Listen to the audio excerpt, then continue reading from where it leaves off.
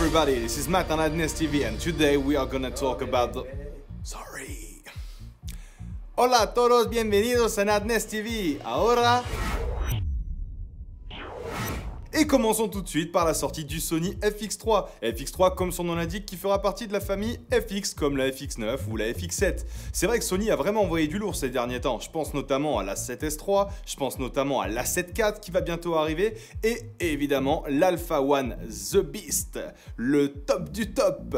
Alors qu'en est-il de ce Sony FX3? Déjà, on y retrouvera le même capteur que dans la 7S3, à savoir un full frame de 12 millions de pixels qui développera 15 diaph de dynamic range. On retrouvera évidemment la même stabilisation IBIS avec 5 stops de stab. Le boîtier va proposer une connectique Full HDMI et non pas SDI. Pour la famille des FX, un peu bizarre. Attention, encore une fois, on vous parle là de rumeurs. Ce sont des rumeurs fondées. C'est marrant ça, rumeur fondée. Au niveau du stockage, on retrouvera bien sûr deux compartiments. Le premier étant dédié au CF Express type A et le deuxième aux cartes SD classiques UHS 2. Alors pour ce qui est de la 8K, la 6K, ah bah non, puisque c'est le même capteur que la 7S3.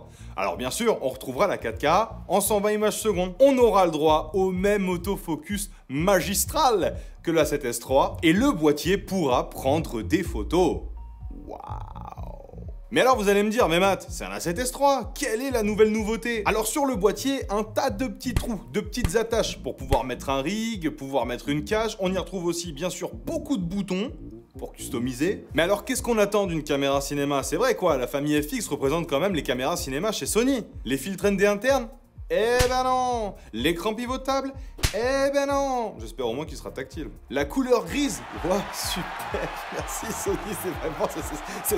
Il y aura même pas de RAW, même pas en externe, rien! Enfin si, en externe, mais il faudra que tu prennes le boîtier. Tu peux pas en externe... Hein? Et oui, voilà.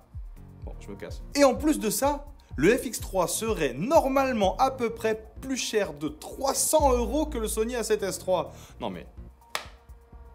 Où on va? Franchement, je le comprends pas ce boîtier. Je vois vraiment pas à qui il va être destiné. Même le PDG de Sony, je le vois pas partir en vacances avec. C'est vrai quoi. Il a la 7S3, il a l'Alpha One. Qu'est-ce que tu fais avec un FX3, tonton? Alors, c'est vrai que Sony devrait sortir un drone.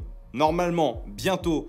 Alors, comme on l'a vu précédemment, le boîtier aurait plein de petits trous pour des attaches. Alors, est-ce que ce serait le boîtier destiné à ce drone? Franchement, on n'a vraiment pas plus d'infos que ça et on aimerait bien que ça arrive. Alors, l'annonce officielle sera le 23 février. J'espère qu'on en saura un petit peu plus. Mais franchement, d'ici là, est-ce que moi je vais l'acheter? Ah, mais alors, pas du tout, du tout. J'attends vraiment plus de précision de vous, Sony, pour le 23 février. J'espère vraiment. On dirait qu'ils vont me contacter. En fait, Matt, t'inquiète, c'est résolu. On fait 200 vues. Tu crois que... Passons maintenant à la Blackmagic Pocket 6K Pro. Un petit peu plus excitant que ce dernier FX3 qui nous a légèrement déçus par rapport aux rumeurs. Sorti il y a maintenant près de 48 heures, la Blackmagic Pocket 6K Pro affole les internautes sur YouTube et sur les forums de caméra. On retrouvera le capteur Super 35 de la 6K. En revanche, son écran de 5 pouces sera maintenant inclinable et devrait être un petit peu plus boosté au niveau de la luminosité. La taille change elle aussi. Normalement, elle devrait être plus haute. Même largeur, même gabarit, mais légèrement plus haute. Alors attention à ceux qui veulent changer de pocket, il faudra aussi changer de cage et de rig. Ça c'est un conseil, c'est cadeau. Une vraie nouvelle nouveauté, la Pocket se verra maintenant intégrer des filtres ND. Ouais. 2, 4 et 6 stops. Ah ouais, mais là on me voit plus tonton. La question que vous vous posez tous, pour vous, les propriétaires de Blackmagic Pocket 4K et 6K, qu'en est-il de la batterie? C'est vrai qu'on a eu, mais plein de retours négatifs sur les batteries, qui étaient donc les batteries Canon, qui ne tenaient vraiment pas. Blackmagic aurait changé complètement ses batteries avec la taille, puisque maintenant on passe sur les batteries Sony NP-F570. Le plus gros point fort de cette Pocket, vraiment l'option qu'on attendait depuis longtemps, non, on l'attendait pas, c'est pas vrai, mais c'est bien qu'il l'ait dit. Nous aurons droit à la 5e génération Color Science, comme sur l'Ursa 12K. Non, vous ne rêvez pas, je l'ai vraiment dit, parce que je l'ai vraiment lu, parce que Blackmagic Pocket l'a vraiment écrit. Et ça fait vraiment plaisir. Pour ce qui est du stockage, vous pourrez toujours utiliser les cartes SD UHS 2, la CF Express 2.0 ou alors l'USB-C qu'on adore. Ok, c'est vachement bien de parler d'image, surtout qu'il y a vraiment matière à dire. Si John était là, il dirait qu'il y a énormément de matière à dire. Mais parlons maintenant du son. Blackmagic a fait sur sa petite Pocket 6K Pro, non pas une, mais 2 entrées mini XLR audio. Tu pourras même enregistrer en stéréo. Bien sûr, comme toute caméra chez Blackmagic, la Pocket 6K Pro sera accompagnée d'options. On aura un viewfinder avec 4 tailles d'œillet. On y retrouve aussi un nouveau grip permettant de rajouter 2 batteries supplémentaires. Ce qui est vachement bien, parce que quand on a une qui est terminée, tu pourras l'enlever pour la changer et elle passera automatiquement en relais sur les 2 autres. Alors bien sûr, maintenant je vais répondre à la question que vous posez tous. Combien ça coûte de s'offrir une Blackmagic Pocket 6K Pro ? Eh bien Blackmagic est resté fidèle à son ordre de prix des précédentes Pocket, puisque cette dernière sera affichée au prix de 2495 $. Vous ne rêvez pas, je ne rêve pas. 2495 $.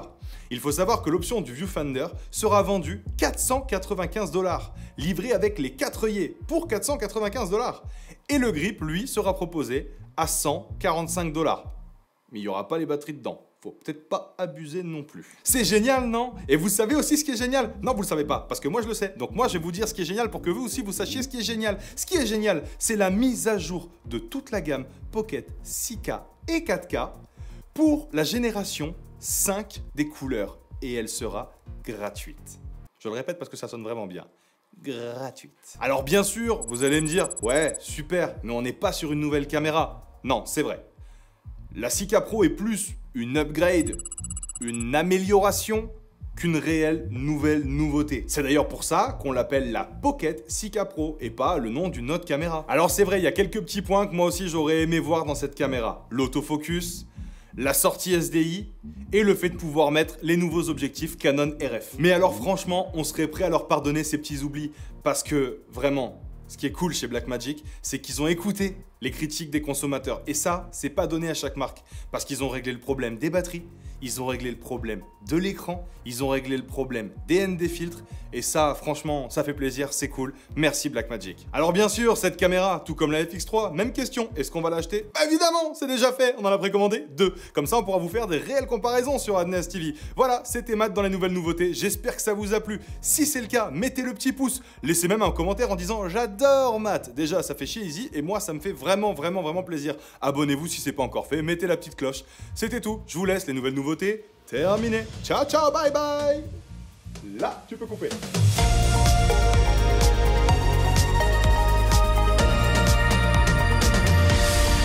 Le compartiment dédié au C... Merci. Le Sony... La nouveauté sur ce... Tout à fait. J'ai bugué. Alors, qu'est-ce qu'on attend? Pardon. Une caméra FX sans enregistrement en RAW, c'est comme si je te dis... Tu veux des KSF? Parce que moi je l'achète. Ah ouais.